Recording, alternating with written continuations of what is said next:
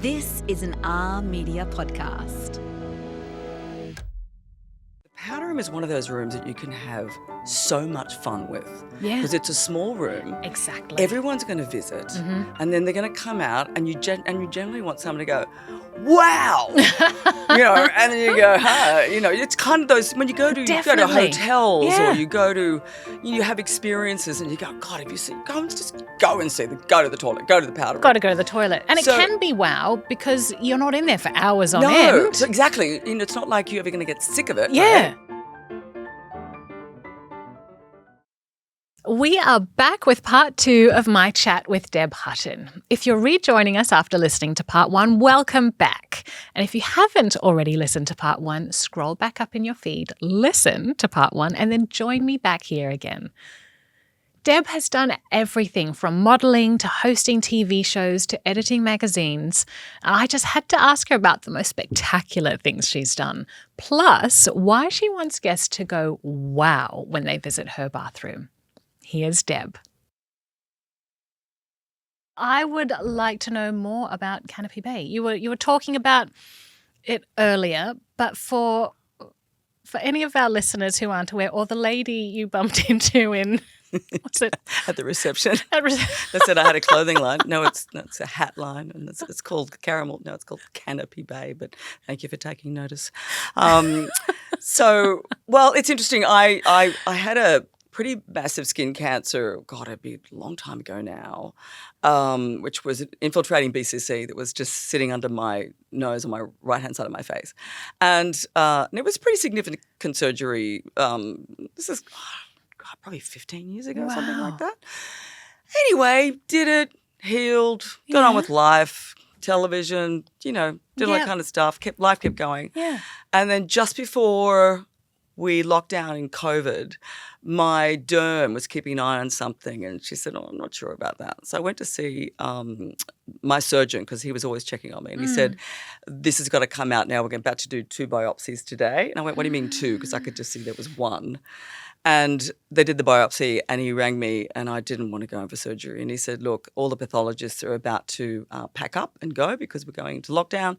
So if you don't do something now, it's not good. And I was like, oh, shit. So went in and we had a surgery. And again, it was almost identical size. And what did it look like? Oh, it was a tiny little red dot. And the other one was invisible. There was 2. And one I couldn't even see. And tiny little red dot. Wow. Anyway, so I have a scar that goes from my nose down to my chin. And it was another flap surgery that was in the exact same place. And just as a matter of interest, what cancer cells do, it's not that they didn't get at the margins the first time, but if there's a weakness in the skin, then the cancer tends to target the weakness, which is why it came back in the exact same spot. Really? So anyway, I go in and I have this surgery, and I'm home, and I'm kind of going, I can't believe I'm doing this again. And I've got this wadding on my face. I go in 5 days later, and they remove the stitches. And I said before the girl removed this, I said, how many stitches are there? Because I wasn't going to look, and she said, too many to count. I'm like, oh, shit. Oh. So I said, please take a photo. So she took a photo. Yeah. And then I got home, and I'm, sitting on the couch, feeling a little sorry for myself with a very large gin and tonic. And I'm sitting there, and I look at this photo. I go, Jesus Christ, that's brutal. And I posted it. Yeah. And I said, I don't even remember what I said. I basically said, this is just a reminder that if you don't get your skin checked, it could be this or a lot worse, something along those lines. Yeah. So next thing you know, it pops up on Channel 9, and there's Peter Overton going, oh, and Deborah Hutton's got, skin cancer, and it went viral. And then one thing led to another. I was on a current affair, ended up doing a cover for the weekly, blah, blah, blah. So it was amazing. It got out there. It was actually very powerful. I got a lot of messages, and one of those messages was an email from a company, a hat company, and I'll never forget. It said, Deb, I don't know if you realise that the hats that you have been wearing are probably not giving you any sun protection. Really? Right? And I was like, that's what I was like. It's like, well, that doesn't make any sense. So you think a hat's a hat's a hat? You think a hat is a hat, and basically it was giving me shade, but no sun protection because the UV rays can pass through so many different types of fabrications. And if there's holes in a hat and it looks divine, you go to Greece and you pay $2 at the wharf and you wear these things and you think they're cool. They're doing nothing but basically shading you. but you're still getting UV rays. So I had a meeting with these guys because I was just like, what? Yeah. And we spoke, and I went through the whole process and this particular fabrication called flexi braid, and they said, how would you feel about bringing out a range and designing a range of hats? And I went, Yeah. I think that's a great idea. So Canopy Bay was born when we were in lockdown. We got onto it straight away, and Incredible. we launched when the shops weren't open and stuff. And it's been so they are UPF 50 plus sun protection hats. They are fully graded hats that that sun can't get through, and they flat pack, and they're a great range, and I love designing. So we're in our sixth range, but it's just something because I love wearing hats anyway. But these are really practical. Like you can and get, you need they that. can get wet. You can flat pack them when you're going to Europe. Yeah. You're going to sit in the sun. You know, they've got a band, which means if it's windy, you can tighten the band. They're not going to fall off. They kind of they're really practical and durable hats. And a friend of mine, we had to come up with a name, and a friend of mine who wrote my very first Grace Brothers commercial in 1984, who's still a very, very dear friend. I rang him one day and I said, I got to name these hats. I don't know what to call them. And he's getting on a plane to Melbourne. He said, what? And I said, well, it's these hats and I need to name them. I don't know what to call them. And he said, give me an hour. So he gets off in Melbourne and basically sends me like 15 names for these hats. Yeah. And Canopy Bay seemed the right one. So that was it. That simple. That was it. So Canopy Bay was launched. Yeah. Oh my gosh. Yeah, it's a joy project because it allows me to talk about the dangers of the sun. It allows me to remind people to get their skin checked. Yeah. I think when you get to a certain stage in life, which is where I am at, but basically retired from television and magazines and all that, but I have a platform and a following, that it gives me a purpose to actually talk about something that's actually quite important rather than a bit of fluff. That's true. About, what I'm eating or whatever. It's kind of, I'm happy to include that too, but, or paint colours, but it actually does give me, it gives me purpose around that. So. Absolutely. Yeah. Do people write to you about Yes, they do. wearing the hats and? No, they write to me about, thank you for reminding me because this is what's happened to me. This is what's happened to my friend. My friend had this. A lot of people will contact me and say, what kind of cream did you use to heal the scar?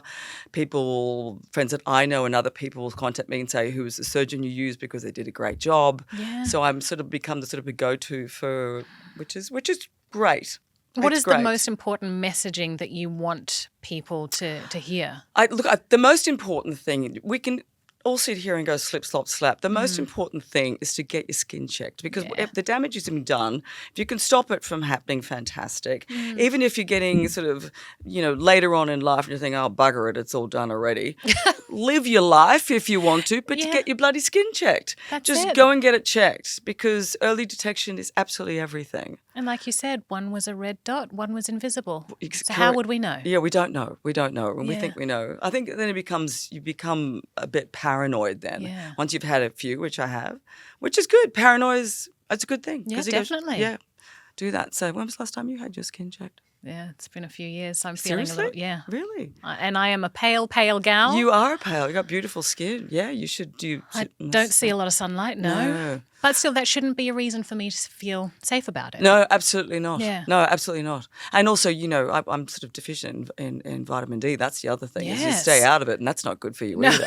So my doctor said years ago, she said, okay, so son, get up in the morning and just get out there before 10. And if you want to get out there after 3. But in the middle, you're barred. Don't go there. So that way you can get a bit of bit of sun. I thought that was practical advice. We do like a bit of practical advice. Yeah. You would have heard and shared a lot of practical advice over the years because you have done everything from age 16, you started modelling through to magazines, editing, through to TV, presenting. What are some of the most spectacular things that you have done, or even what are some of the most boring jobs that you've had in all of that? Oh, I don't know. Spectacular is a hard thing to say. I look and I think I'm very fortunate to have been sort of the right face at the right time. Yeah. You know what I mean? It's just been a joy. And I look back now at the industry that you're in, that I used to be in, and how significantly it's changed. Yeah. Same with television and free to wear. Yeah. And so I look back at it as a beautiful kind of a few decades of the joy of all those things where there was budgets and there was invested people and life is pretty simple. Yeah. And so I've done some pretty cool things with some pretty cool people, and I've absolutely loved every minute of it. And then I just go, wow, it's just really come full circle where I'm just going, I'm really happy. I'm just so blessed to have that. Yeah. And there was nothing boring. There's nothing really boring. That's good It might have to been hear. some MC thing. I was going, I'm going to wait to get out of here. Just can't get a laugh out of this lot. Clearly they need to drink more. But but yeah, there's been some really cool things. I mean, I did some great things. I was with Qantas for 14 years. I was the face of Qantas for 14 years. So did some really cool things. Hung out with John Travolta, had a dance with him. Wow. I had a movie show on Foxtel. So I used to interview all the big stars when they came out. But but they're just moments, and and then they don't exist, and then you go, okay, I just enjoyed life for what it gave me that Definitely. day. It really was that. And people are saying now, well, what are you going to do next year when the house is finished? I'm like, sleep. I don't know. Have a rest. Look at the ocean. Yeah, I've kind of got a few things. I got a few things up my sleeve. That might be in the it might be in the interior space or in terms of products and stuff like that. Or if you need anything promoted, I know people. I bet you do. Yeah. And then I've been asked many times to sort of write a bit of a book. And I don't know if I do that. I think if anything, I would write something that would just be for me or my nephews. And I don't, without any thinking I'd get it published. But I think it'd be kind of, because I had a bit of a crazy life. It's been a bit crazy. I do like that idea, and I've been looking at. There's nothing normal about my life. No, I'm picking that up. No. Would you write it yourself, or would you use one of those prompting services? I think I would tell it. Oh, yeah. I think my years of working in publications and publishing was I probably would have made a very good sub-editor because I'm very good at spotting a spelling mistake or, grammar that's incorrect, which of course these days is just everywhere. The front page of The Australian and you're like, what? But, And so I think I would be held up by doing that, whereas I'm better at telling a story. I'm better at sitting here and talking to you and telling a story. Yeah. So if I was to write, I would just be telling stories and capturing that essence rather than sitting there and going, well, I missed that letter, and because that would just feel like roadblocks everywhere. So. Is there anything you think your nephews would be surprised to read about? Oh, my God. I don't know if I'd actually – I think I'd hate to recall some of the things from Edward here. It's really funny when I think about some of the things like, oh, I couldn't say that. Do I then talk about somebody else but it is actually me and it's my story? And, there's it was so I was pretty wild years ago. I was stoned for about 10 years. And then happens to the best of us. I know. Seriously, I lived a life. I left home at 16 and met a guy and just started to just smoke dope. And I went, oh, this is good. And then I was modelling. And I'd turn up and they'd go, when you smile, Deb, couldn't you open up your eyes a bit more? You're kidding. I think that was a Walton's ad. That is fantastic. And I go, no problem. I was a bit bored with modelling. I'd had enough after 6 years. I'm like, I can't do this anymore. So what did you quit doing? The smoking or the modelling? modelling? I gave up the husband and the dope all at one. Just that was it. Left my marriage and just put out my last joint. That was it. Next phase of life, ready to begin. Literally, that's exactly right. It's so funny. I know. Do you have any vices now? No. I mean, I love a drink with my friends. I go out with a beautiful man who doesn't drink. Yeah. So that kind of keeps me on the straight until I get to the weekend. It goes to the narrow, and then it comes back on the straight, and then it goes to the narrow. So, but no, they're my only vices. I've kind of been there and done it all, and I just. Part of moving out of the city was also the energy, and there's a bit of an energy in the eastern suburbs which gets a little bit, and so it's like I like being in a really very simple, close community that's really grounded and just very, very basic. My favourite place to hang out is the Coaldale RSL. I love it. Oh. It's run by volunteers, good old Liz and Joan, and they're there and they. how do you make a gin and tonic again, love? Oh, yeah, that's right. So is that your order, the G&T's yeah, your love order? a G&T. Yeah. Yeah. $9. Bargain. Yeah, it's bargain. It's good value. Become a member. You get deals. Fantastic. Yeah, everyone, you got to come down to the Coaldale RSL. It's awesome. We'll see you there. Trivia night. Love a trivia night. I never get anything right, but anyway, it's half the fun just being there. Coming up, Deb's mystery drawer moment, and it's honestly one of the most charming things we have ever seen pulled out of a handbag. You had a rummage in your handbag earlier because quite often our guests bring an item from their mystery drawer. Okay. Or well, my handbag is a bit of a mystery drawer. The mystery There's drawer. kind of like a pouch in there that gets moved from handbag to handbag. And I go, what the hell is in here? So when you put it on me, I went, oh, yeah, this comes with me everywhere. And it comes in very handy. Well, what is it? I can't wait to find out. It's my tape measure. Now, there's some ASMR. Isn't that cute? And it does centimetres and inches. Perfect. That is I know. the most joyful tape measure I've ever seen. How would you describe that for our listeners who aren't watching? It's a very, very happy. It reminds me of Forrest Gump when he had that T-shirt on. The happy T-shirt with the two eyes and the big smile. Yeah. So it's a cute little yellow box with this little weird kind of orange fluffy hair, and that's what that is what the tape measure's attached to. And look, it doesn't go that far. It's not quite at the length of the shower, the steam shower. How long have we got? What have I got here? I've got, it's 54 inches. So it's 130, no, it's 104, 1.4. Okay. 1.4 metres. Well, that's enough. I think anyone who's building a house or decorating, you need to carry a tape measure with you. You do. I've got one in the car. I've got one just like reading glasses. I do. I have them everywhere. I've got and tape measures are everywhere. But this is the cutest little thing, and it's in my bag. That is so cute. I absolutely love it. So it doesn't have a name, but that's just. I should call it Forest actually. Perfect. Yeah. Forrest, the happy tape measure. Deb, I'd love to hear more about, you were talking about the evolution from the Bronte house, which was white and the Princess house, through to your South Coast home, which is textural and colour. Let's get into the details. Tell us about how did you move away from white? Was it something that felt natural, or did you just go, I need to change? I think once you've experienced something, it's very hard to go back and try and recreate something. And you can say that with anything. Say that with a party or a trip overseas or something was just, or a concert, and you go, that was just the best. Yeah. I loved it. You need to move on. You need to evolve into something. Exactly. And I look at this place. I love being down there, and this is the forever home. This is something that needs, that at my age, that I want to, it's going to grow with me. Yeah.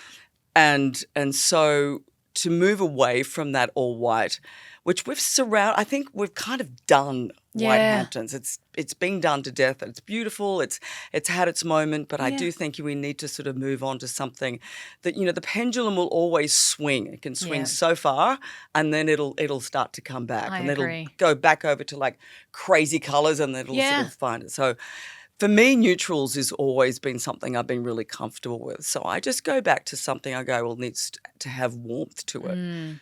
Somewhere along the lines, I started talking to Walter about the powder room.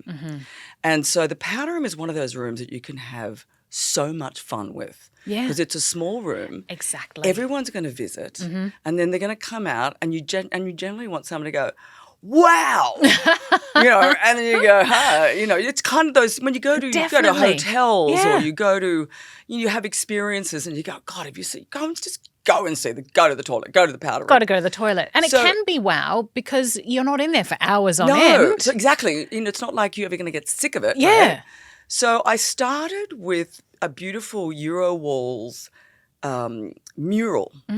And it's very lush green. It's verdant green with lots of, palm leaves and trees. And you see, the thing about being on the South Coast is we've got, our backdrop is this extraordinary escarpment that runs literally parallel with the ocean and the beaches. So you've Yeah. got green on one side, which is a huge, you immerse yourself in that, and then you've got the ocean. So green's very much a part of where we live. Yeah. So going into that, I started literally with the wallpaper. And it's like, okay. And then it was like the V groove. And then should we do a bit of wainscoting? And then it was like, oh, maybe I could find the vanity can be some rattan or cane. And then I went on to Lawson's and I found a beautiful Hundi light. And it all... So Lawson's is an auction site. Oh, Lawson's, stop me. I live just down the road, so it's Seriously, really just stop me, dangerous. just ban me from going. I mean, the shit that I'm not getting back and I go, what were you thinking anyway?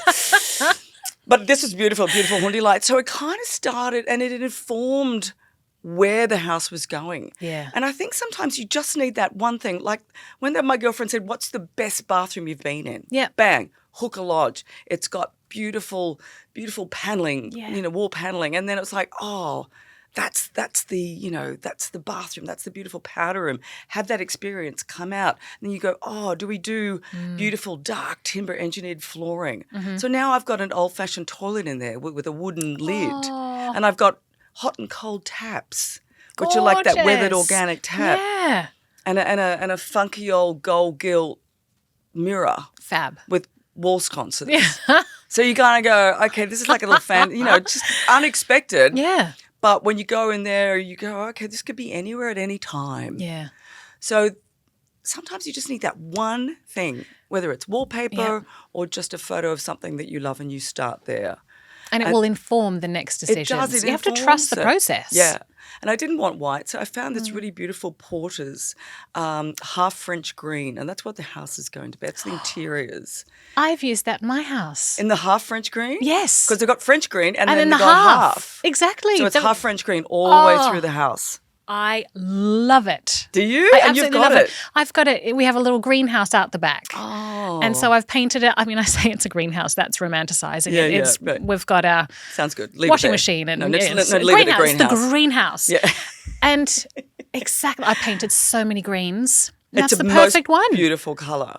So then what I've done with all the joinery in the kitchen, and it's a fairly decent sized backdrop, if I've got using Taj Mahal quartzite for the splashback and the top of the the centre, the island centre. Yeah. But I'm using like a beautiful solid timber doors, and I've done it in a promenade, which is, I was looking at the full French green, but it's a porter's paint, and it's sprayed so lightly you'll be able to see all the wood grain. Oh. So everything, right up to the WeatherTech ceiling, the way every ceiling is panelled, is all grain. It's all texture.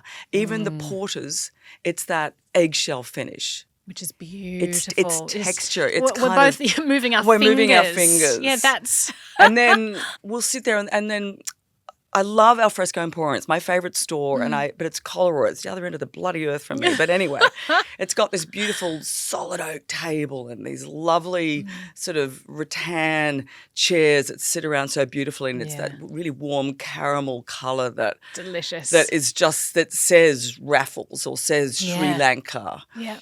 And so you've got that sort of all coming into it. And when I built Bronte, I basically shipped over these restoration hardware sofas, which I loved because they were like a 4-seater that were like 3 and something meters wide, but they were a meter deep, but they had one pillow pane.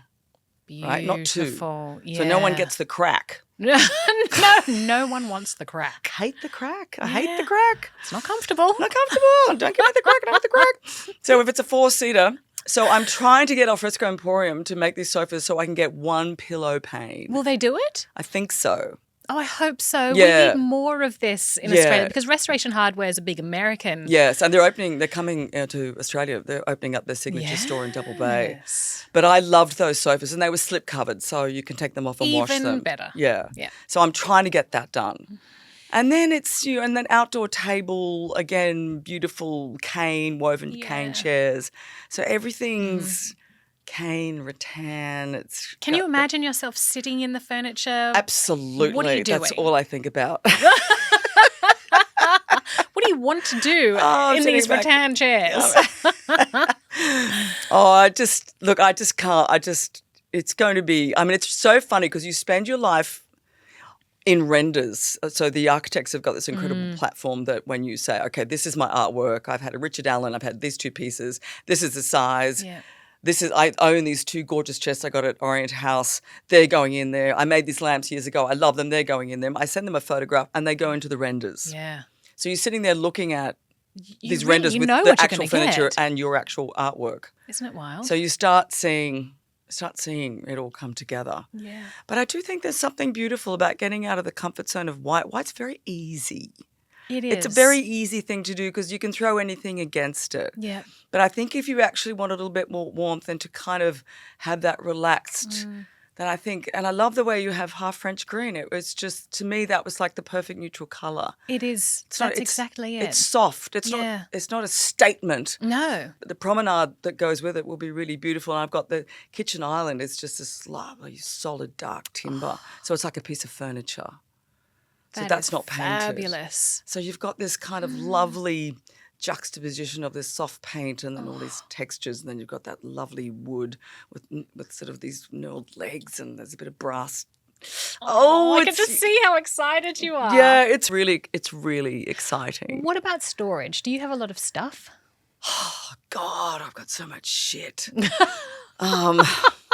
What do you do with it? Well, Are you I shove sold- everything in the cupboard? No, I sold or? most of my stuff when I sold Bronte, but then I packed up all these vases and all these decor things and everything. And when I packed in such a hurry, I threw them in storage. And I went and looked at the stuff the other day. I unpeeled a couple of boxes. I'm like, oh my God, what have I been storing this stuff for? So half it will just go. And then, and I kind of, so there's going to be a big clean out. Yeah. There'd be a big clean out because I think also there's an opportunity to start afresh. Yeah. And as you get older, you do collect stuff that you don't need.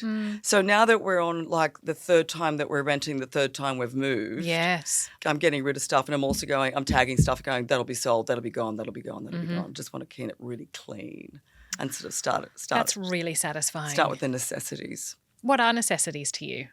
A bloody good bed. Yeah. A really good bed. Yeah. Are you a blanket doona? Well, I'm a doona. My partner is like a sheet and he likes sub-zero temperatures even in the middle of winter. Oh. You're welcome to having it any time, actually, particularly if you could take him off my hands in winter. That'd be great because then I'm a big doona. I'm sitting there with socks on and gloves on going, are you serious? Put him in the studio. I know, it's really good now because we're living in the 80s apartment, so we're going to fan. I'm like, oh, thank God we got the fan. We don't have the air conditioning. Oh, thank God. But no, I love a doona. But anyway, that's, You need one of those beds where you got half doona and just half sheet. But I love a pillow person. I love a beautifully made bed. I will not leave that room ever without the bed looking perfect. Uh-huh. Yeah, the bed's got to be, it's all about that. I think after having a couple of bedding ranges and stuff, and I've styled so many beds for photographs and I like volume and softness. Do you have any tricks? Like how many pillows do you use or are you a trifold? Yeah, I'm a bit of a trifold. Yeah. Yeah, I'm a bit of a take it up, take it back, bring it back again. Yeah. And I like to see the difference in colour. I like a sort of a different coloured fitted to the flat sheet on top. Yes. And I like to sort of play with colours. Everything I've got's basically navy and white, so it's going to challenge me. Oh, the master bedroom, I didn't tell you, it's all Porter's grass cloth. So we're doing every wall in a grass cloth. Oh, how fantastic. Yeah. What colour? Then it come in one colour. I think it's called Savannah. No, it don't come in one colour. No, it's called Savannah. Yeah. So it's just really, again, texture. Texture. Texture. Yes. Yeah, it's just a lot of, it's going to be awesome. Oh, really? It's going to be awesome. You're getting me excited, Bella. We can't wait to see it. Yeah. We can't wait to shoot it, Deb. Yeah. Oh, line up. Really? Take a number. Well, when you move back in, I'm going to ask some questions. We call it house rules. Okay. So what are your house rules in terms of shoes on or off? Oh, no, take your shoes off. Leave them on. I don't care. Okay. But no, I don't have any rules like that. Just be comfortable. No. At Bronte, I had beautiful engineered flooring, and my friend came over with high heel shoes and just put holes in it, and I thought, oh my God, wrong flooring, not wrong girlfriend or wrong heel, just wrong flooring. So I told you it was a bit of a precious house. Never again. So Lessons no, learned. be comfy, leave them on, take them off, whatever you want to do. I don't care. Okay. Yeah. Well, what about something that is always fresh, that you always have in your house? Well, I was mad fan of fresh flowers. Although where we are down there, there's not a lot of flower markets and stuff. So it's a little bit on the scarce side, which is a bit sad. So I think it's just, it'll probably be a few more natives. But to be honest with you, I think Australian natives belong on the bush. Yeah. I'm not a huge fan of, unless it's just a whole bunch of like gum or something like that. Yeah, So me yeah, we too. don't have a lot of huge sort of flowers down there. So there'll always be fresh fruit. I love a That's big good. bowl of Yeah. usually just one colour. At the moment it's just mandarins. Citrus all by itself looks fine. Until you get sick of it. Well, just because it looks better. And I go, it's apple season, so it's all apples. You can make a great crumble at the end of it. I know. But yeah, look, there'll be some kind of fresh flower, even if it's like a whole bunch of fresh herbs that's sitting there. I do have to have something in a vase, which is why I have too many vases. How about the soundtrack of your home? What would you play in the background day to day? Oh, look, it'd be something in the 80s because that's my era. Yeah. So it'd kind of be like, I don't know, Grover Washington or Stylistics or something like that, something really daggy. I actually have playlists that are called Daggy. Marshy just basically puts his earplugs in and just listens to like, Placebo or something like that. But I'm stuck. You're there I'm listening stuck to in Daggy. another era completely. And I love my Daggy music. Yeah, it's kind of really chilled. I have so many old sort of classics, but it's that era. I just love, I love going back to that time. I think we made such beautiful music back then. It's cool. I sound I really love it. old No, now, I but, I a love lot of it the kids as well. are listening to the 80s stuff. They really are. 70s and 80s. So, It's back. I know, it's back. It's back. Tell me about your cleaning routine. Do you have a regular cleaning God. day? I get stressed, I clean. Okay, yeah. My favourite room is the laundry. Yeah. Tell me why. I just love laundry. Marsha will come home and I'll say, I'm doing a load of darks. What are you wearing? Give that to me. And he's like, I don't care, take it off. I'm putting it in the wash. He's like, you mad? He look at woman, you're mad. I'm like, well, maybe, but it'll be clean. I love washing. Honestly, if I get stressed, I'm out there with a scrub brush and some Jif But or there's something. something in that. I hear that so often and I do the same thing. If life feels a bit chaotic, I Yeah. need to control something. Yeah. And I it's can usually by cleaning something. I know. Yeah. So, I tell you what's new in this house is I'm doing a Turner Hastings fireclay sink. And I've never done that before, so I'm a little bit worried. Oh. I don't know about worried or I don't know. Looking forward The to it. maintenance or Well, yeah. You throw a lot of stuff in the sink, and That's I'm true. cleaning. I'm always cleaning a sink, so it'll be Yeah. fine. But I'm like, what's it going to look like if? Mind you, I don't like beetroot, so that's okay. So there'll be no beetroot dishes, but there might be some sort of leftover lamb roast stuff or something. I don't know. I don't know. I've never done it before. I've always fancied it. I'm getting one in the laundry. It's got the apron front. beautiful. And another thing I've always wanted, I'm getting a white fireclay sink in the kitchen. So That is gorgeous. Well, one question that I have to ask everybody. What makes your home beautiful? it's so corny, but so cute. I know. People.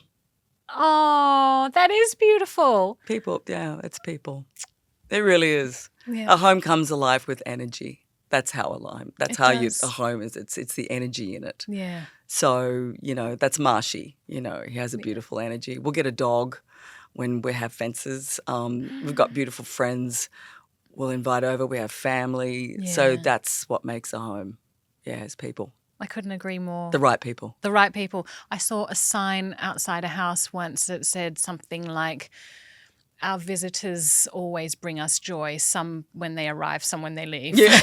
I thought, that's true. That's true. That's true. And they won't be coming back. We've got a blackboard in the pantry. You're on the blackboard. Yeah. Say no Fine. more. Exactly. Well, I hope I'm not on that board. No one hasn't started yet, the board, but it's funny when you actually move out of a city that you've spent a lot of time is. Yeah. Some people naturally just drift away, Yeah. and others you hang on to because they really mean something to you. So it's kind of a natural. It's a Definitely. natural kind of evolution of that. Yeah. So it's really interesting because it's like you're coming, and then I loved it, but It's been fun. yeah, it's been fun. Yeah, See you never. yeah. Well, Well, Deb, I hope we get to see you again. And thank you so much for joining us here. Oh, you're welcome. It's been fun. Me and my little gump. I know. Just put ourselves back in the handbag and catch the train back home. I like that sound effect. Yeah. But thank you. And yeah, we can't wait to see and follow along. Yeah. It's coming together beautifully. It's coming to the really exciting stages. So we'll see you at Christmas.